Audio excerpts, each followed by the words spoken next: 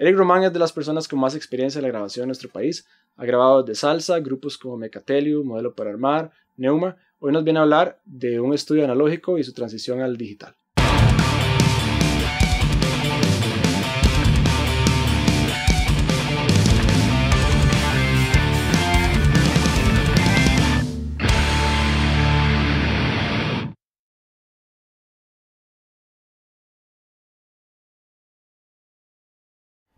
Bueno, Mae, bienvenido.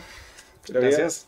Gracias por acompañarnos hoy. Mae, primero quería como hablar de que nos contaras quién sos vos y cómo comenzaste y cuál fue como tu experiencia en meterte en este mundo, digamos. Bueno, yo comencé como sonidista, primero plomo, la mayoría, sí. ¿Verdad? Yo soy totalmente empírico. Comencé hace bastante, en los 80, 84 propiamente, ya comencé a trabajar como plomo, a ganarme la vida porque estaba en la universidad, me casé y necesitaba generar más ingresos. Entonces comencé a hacer sonido en vivo, me empezaron a explicar los mismos músicos cómo hacerlo, porque en ese tiempo claro. No había quien te enseñara nada. Posteriormente cambié de grupo y con el dueño del grupo con el que comencé a trabajar, tenía un estudio de grabación, que ese estudio se convirtió en The Mix. En el tiempo, Ingo Fishback. De ahí pasé a CBS, a Sony. En ese tiempo ya lo había comprado Sony. Y estuve ahí 2 años trabajando con ellos y me salió la oportunidad de ir a trabajar al Caribe, a Curazao. Ahí trabajé del 90 al 99, digamos. Un montón. Sí, casi 10 años.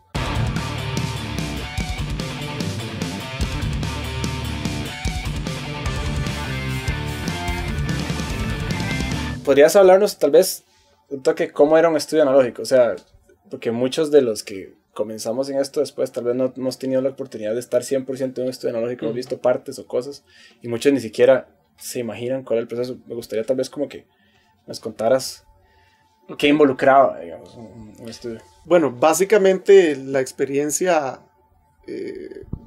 era totalmente diferente por el formato en que grababas.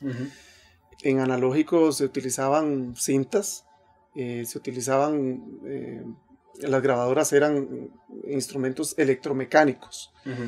Eso quiere decir que fallaban mucho más fácilmente claro.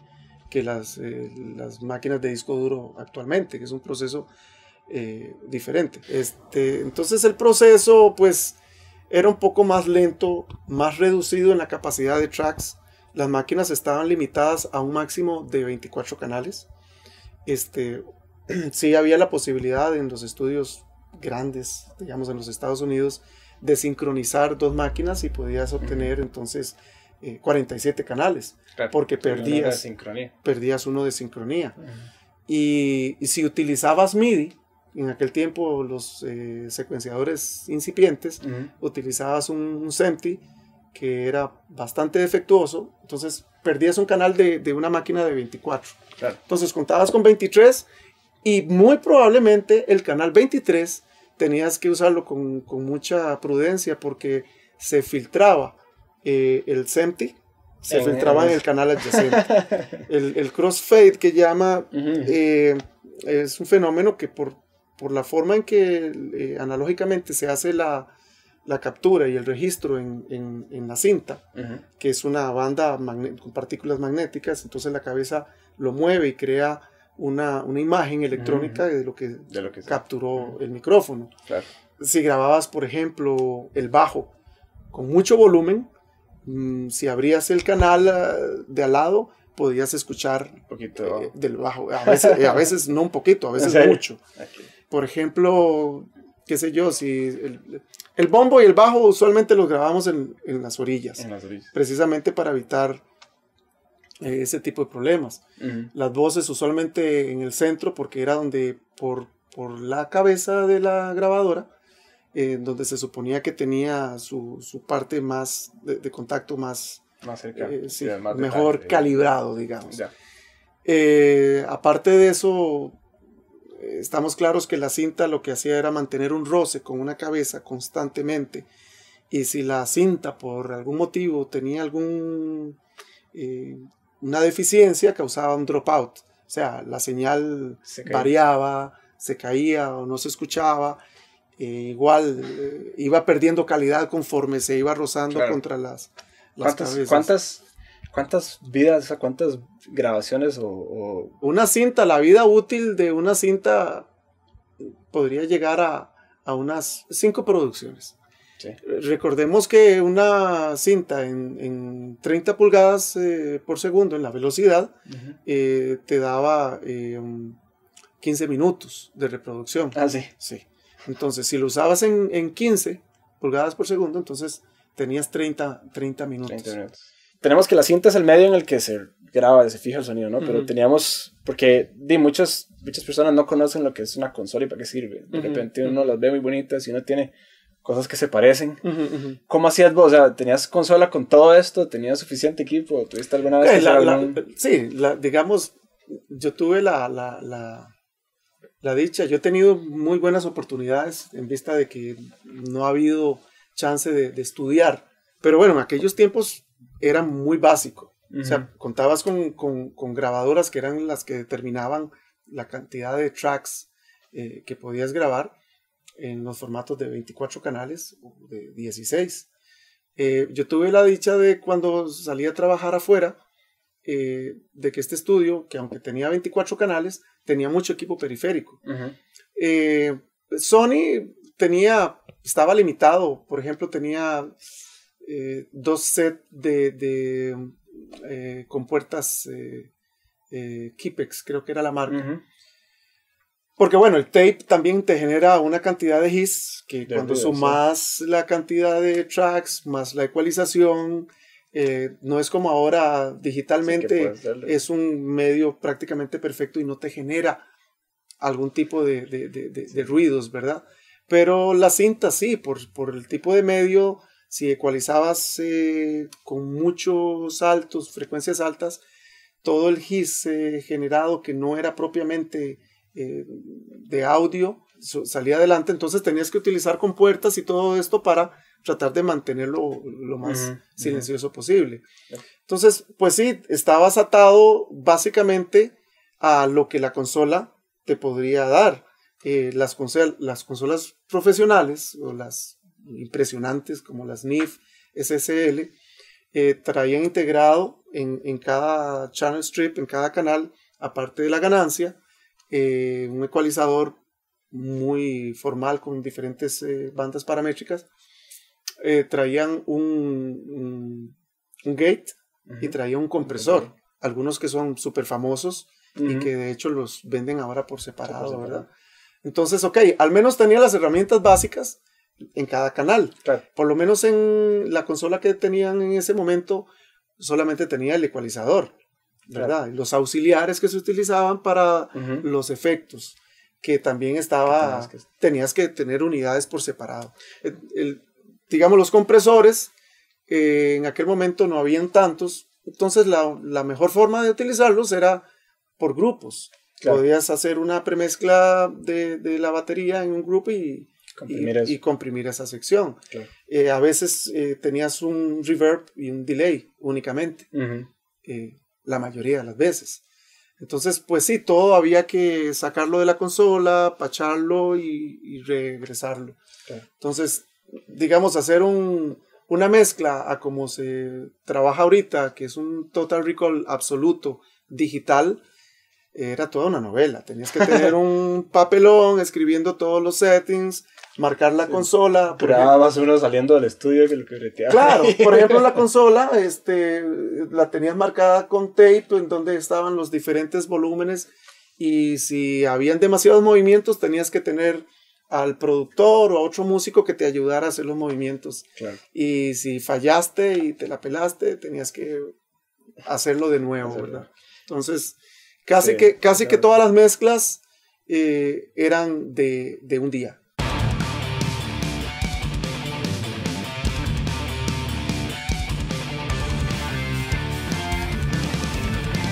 Hablemos entonces, pasemos a lo que es el estudio digital ahora. Vos viste toda esa etapa de transición. Contame, ¿cuál fue la experiencia? ¿En qué momento pudiste decir, ok, ya vale la pena pasarme a digital, o fue simplemente porque era lo que había o lo que me tocó? Del 90 al 96 todo era análogo. Sí grabábamos, hacíamos los máster, pues, la mezcla final.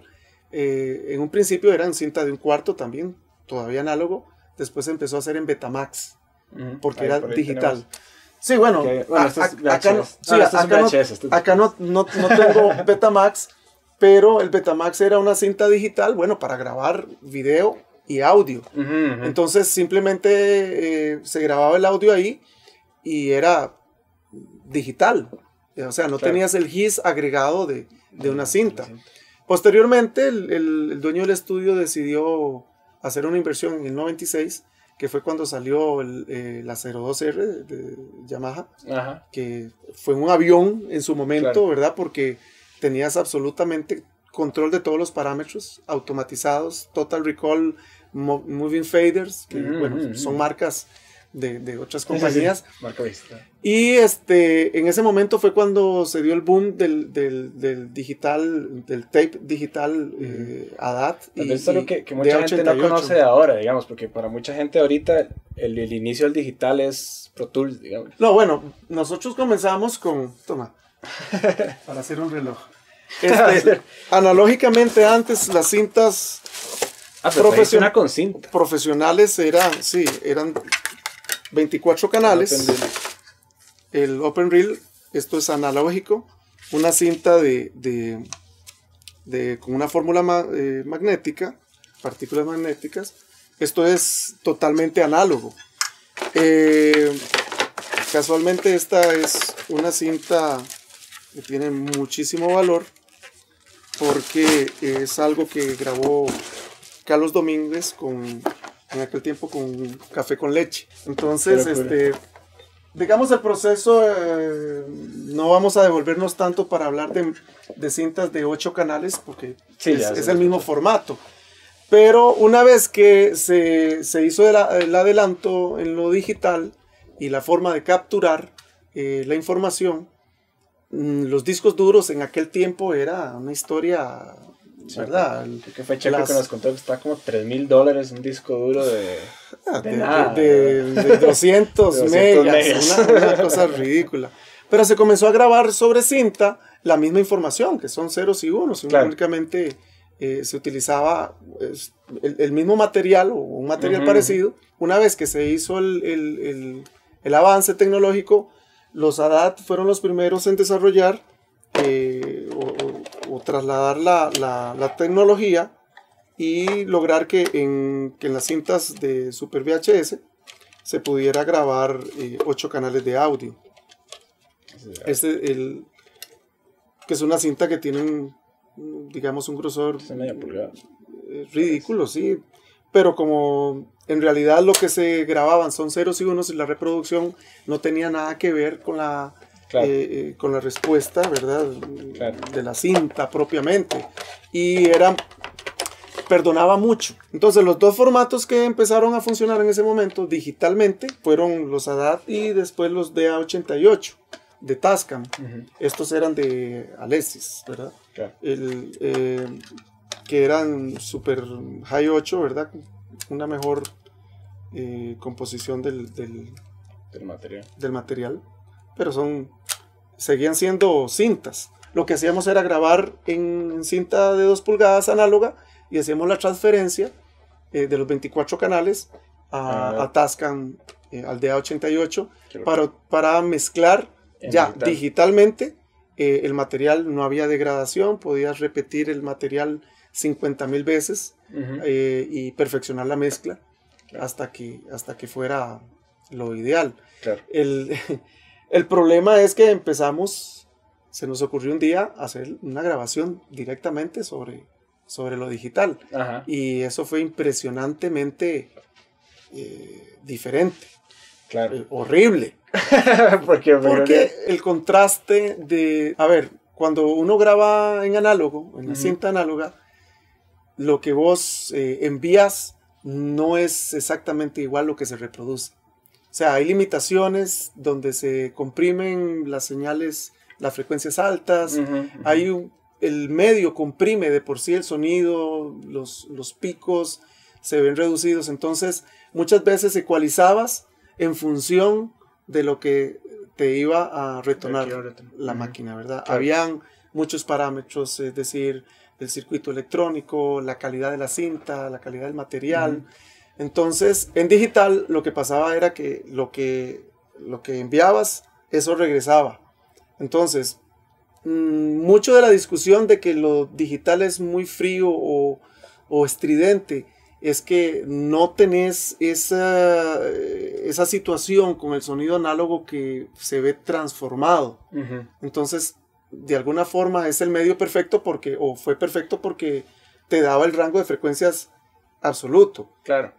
Que sea lo que a algunos les gusta y a otros no. Esa es como la discusión. Mucha gente, el argumento siempre a favor de lo analógico es que se siente más humano por lo imperfecto, digamos. Correcto. Eso es como lo que siempre pasa. Pero sí el digital, pues obviamente, ahorita, como está ahorita, la tecnología, ¿no? Pues te permite ese rango. Incluso es un tema muy interesante que a mí me gusta, que es lo que creo que hacemos todos, es el estudio híbrido, digamos, en el que estamos manejando una etapa analógica y una etapa digital, ¿verdad? Correcto. ¿Vos qué preferís usar analógico, qué preferís usar digital? ¿O tenés alguna preferencia sobre procesarse el resultado final en algo, en cinta, o lo devolvés a algo analógico? ¿Qué haces vos? Sí, si se pudiera. Para mí el medio ideal, o el que más me gusta, es una máquina de media pulgada para el máster. Claro. ¿Verdad? Entonces vos sacas la mezcla final que haces en la compu. Exacto. Y la pasas a una cinta de un Eso, las veces que lo he experimentado, pocas, me ha dado mejores resultados. Pero como no puedo hacerlo mucho, pues entonces hay que trabajar con lo que hay. Definitivamente yo no volvería a la etapa de cinta abierta. Tiene mucho que ver también con presupuestos de las bandas y el tiempo que tiene uno para setear todo con lo que la banda puede pagar de estudio. Correcto. ¿Verdad? La cosa ha cambiado, digamos. No, y yo prefiero y me gusta muchísimo trabajar con equipo periférico. No tengo absolutamente nada de trabajar dentro de un multitrack digital, sobre todo porque cada día los plugins están mejor. Claro. Y realmente si no puedes lograrlo, si no puedes lograr un buen trabajo, estamos hablando en términos generales, si no puedes lograr un buen trabajo con el material que hay ahora, muy probablemente no lo vas a hacer con equipo periférico, más bien va a ser más complicado. Claro. Yo creo que mucha gente lo que está haciendo, y a mí me gusta más, por ejemplo, es tener la etapa de entrada a la computadora, digamos, tratar de tener el equipo periférico suficientemente bueno para buscar ese color antes de que entre a la computadora. Yo creo que eso es lo que más se usa, ¿no? Sí. Comprimir un poquito antes, o los preamplificadores que uno usa, o... Mira, en eso hay corrientes, hay corrientes, ¿verdad? Los que teníamos limitaciones de tracks, que ese es otro punto en lo cual lo digital avanzó. Claro. Y te dan facilidades. 64 tracks es una locura.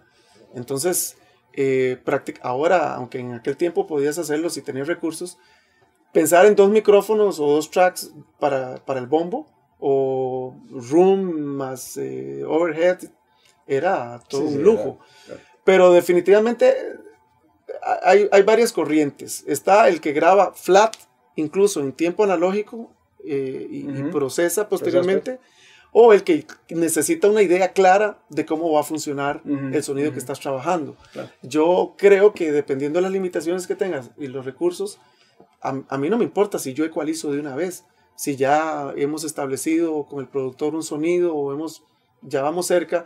Lo ideal sería estar más cerca de nuestra meta.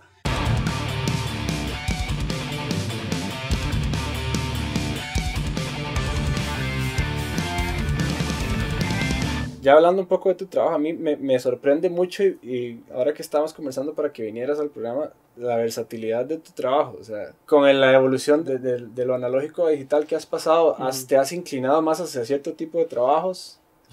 ¿O has encontrado maneras nuevas de hacer lo que habías hecho antes? No, sí, eso sí.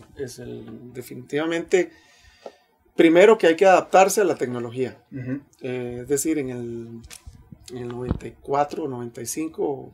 no recuerdo, Pro Tools era una innovación, pero era o sea, si querías aplicar un audio suite, la afinación de algo o mover algo, durabas media hora o una hora procesando. Ahora son segundos. Sí, okay. Entonces, bueno, eso te ayuda en el proceso creativo. Claro. ¿Verdad? Quizás lo que sucede es que los ingenieros de la vieja guardia, o sea, los que tenemos edad para haber trabajado en estudios puramente comerciales, tenías que adaptarte a trabajar con el material que te tocaba trabajar.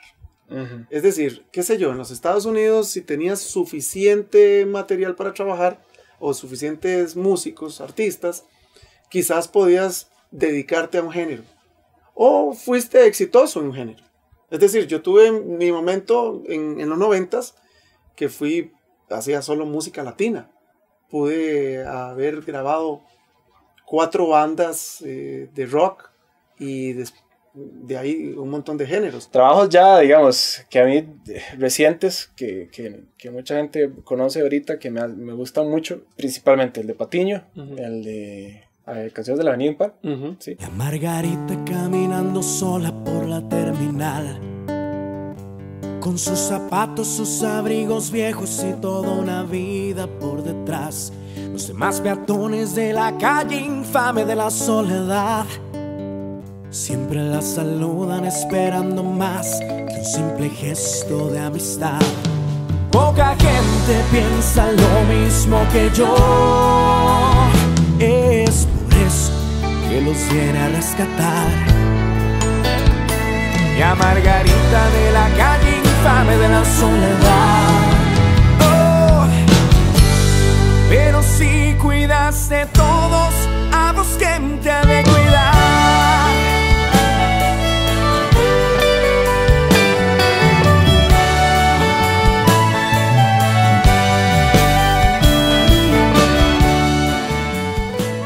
El de Patiño es muy interesante porque ese material lo grabamos en vivo.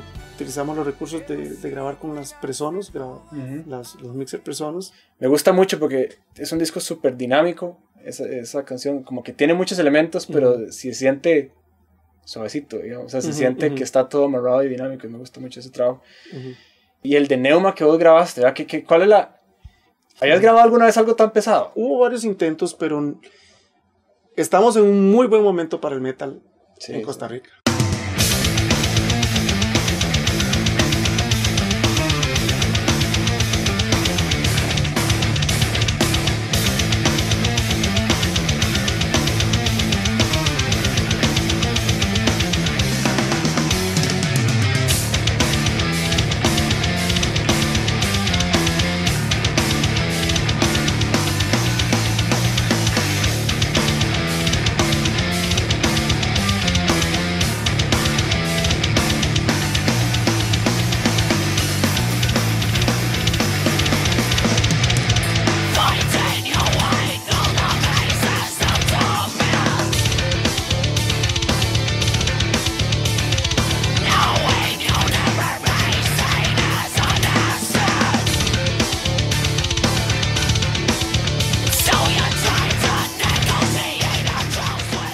Grabando ese disco, que ellos hicieron una preproducción y yo vi el potencial de lo que querían hacer.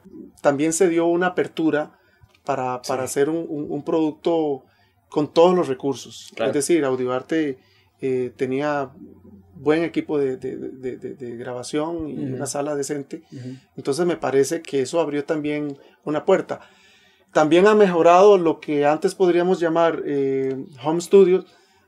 Han ido superándose de una forma que, aparte de los recursos que hay, también hay productores que tienen muchísima mayor sapiencia, más conocimiento, han investigado, claro. Cosa que antes no se daba.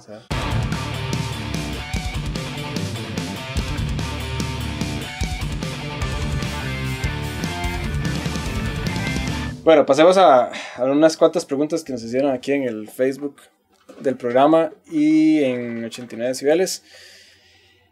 Nos pregunta Alex Salazar de Bambún, nos manda a decir que qué parte del sistema analógico ha sido bien interpretada por lo digital y qué parte no. O sea, una vez que pasamos a la parte, o sea, que nos trasladamos al medio digital, uh-huh, que hacemos uh-huh. casi todo, ¿qué crees que lo digital ha podido emular bien y qué no? Bueno, para mí hay cosas que son básicas.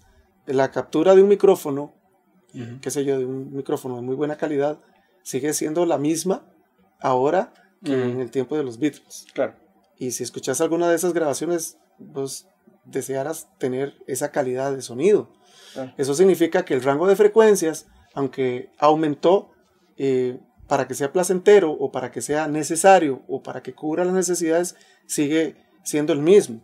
Entonces, de repente, digitalmente, el hecho de que no tengamos las limitaciones del tape es mantener ese color. Lo que pasa es que quizás, como te comentaba en algún momento, el sonido de la DAT al sonido de A88 o al sonido de los convertidores de Pro Tools tienen sus propias características.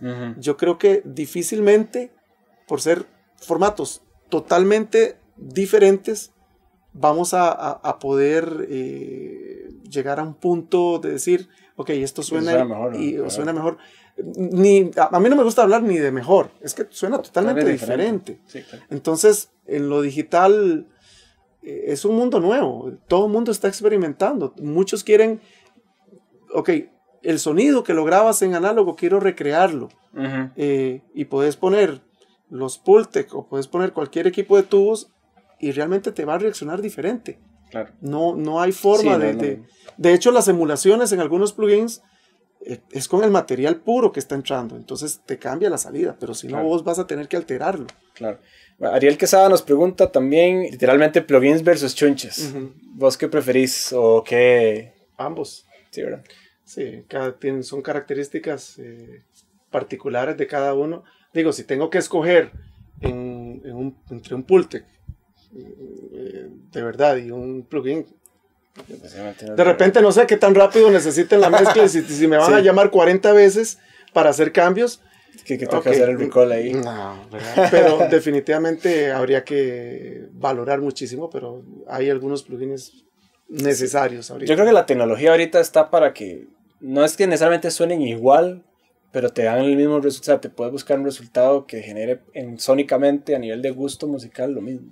Igual, ninguno de los equipos, por ejemplo, de tubos, no hay dos que suenen igual. Claro.